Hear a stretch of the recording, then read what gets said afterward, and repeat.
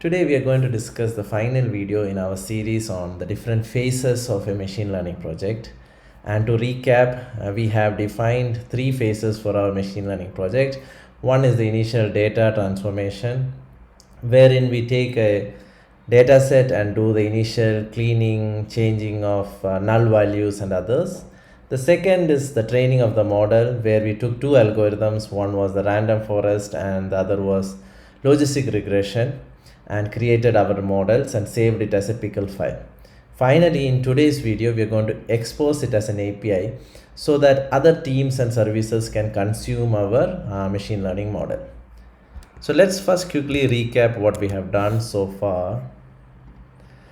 So this was our initial data set, and if you could see, there were null values and there were empty values, and we went through each of this data and created this cleaned data set where we handed all the null values, we put some mean or average values for the missing values and others, right?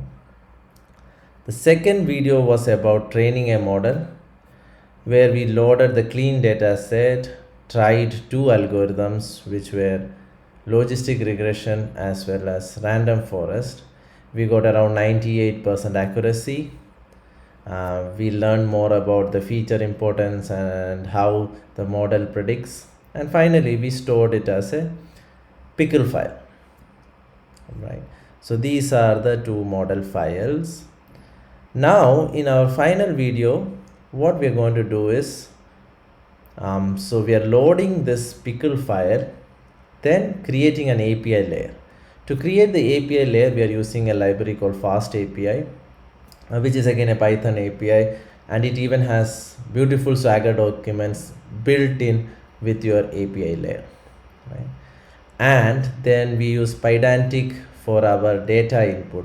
It's a library which can be also used for data validations and other stuffs. So we create two objects here for our request and the response. So the request data has all the column values which are there in our data set, right? And then our response is a prediction of either 0 or 1. If it is a diabetic patient, it would be 1. If it's non-diabetic, it would be 0. Finally, this is our predict endpoint, wherein we are giving the response as well as the data as the input, and we are calling the model.predict. So same like during our training phase, this model is going to take in all our input data and give a prediction of either 0 or 1, which we are going to return as a response to this method. Finally, to run this, we are using UVCon as our server and running it on localhost 8000 port.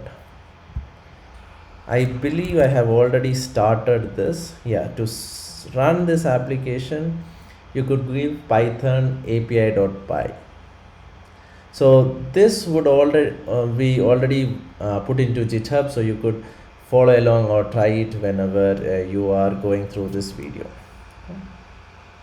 So as you can see here, the application is running on localhost 8000, and if you go to our browser, as I said, Fast API already creates the default Swagger documents. So these are the values which it is expecting, and let's give it a try. In the code base, you will also have sample data which you could give to try out. So the first data we are giving, and we are expecting the prediction to be 1, which means the patient was diabetic. And there is also one example of a non-diabetic patient. So if you give this example,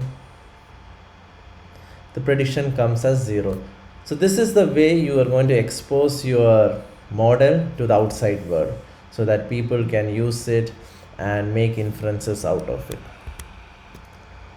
Do try it out and please let me know how it goes, and in the comment let me know if you have any suggestions on any other future topics you would like to see.